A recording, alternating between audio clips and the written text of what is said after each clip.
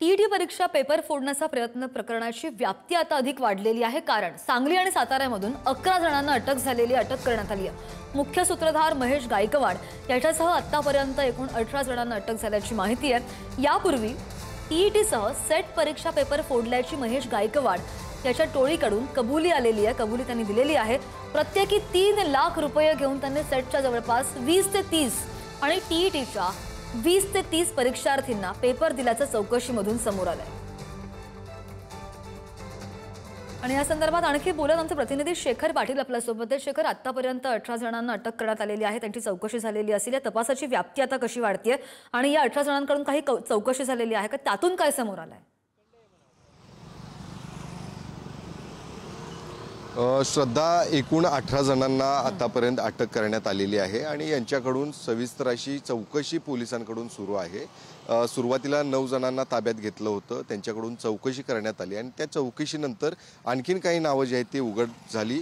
ज्यामध्ये सर्वात महत्त्वाचं नाव होतं ते म्हणजे महेश गायकवाड, जो मुख्य सूत्रधार या संपूर्ण पेपर फुटी प्रकरणातला आहे। त्याने यापूर्वी देखील सेटची परीक्षा जी आहे त्याचे पेपर फोडले होते अशी माहिती समोर आलेली आहे आणि याची चौकशी देखील आता सुरू आहे।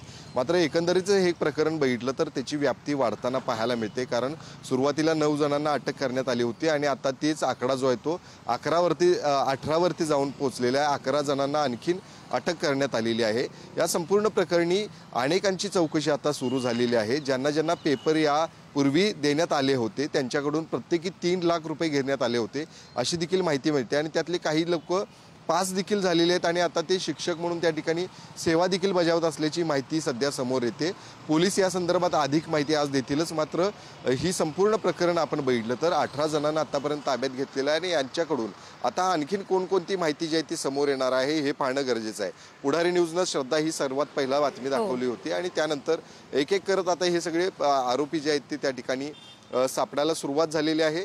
अजून कोल्हापूरसह सांगली, सातारा या संपूर्ण परिसरामध्ये कोण कोण या प्रकरणामध्ये सहभागी होतं हे पाहणं गरजेचं आहे। शिवाय अजून कोणकोणते लाभार्थी या सगळ्या पेपर फुटी प्रकरणात आहेत का आणि याचा सहभाग काही खुलासे होतात का याचे सुद्धा अपडेट्स घेत राहू। धन्यवाद शेखर दिलेल्या सगळ्या सविस्तर माहितीसाठी।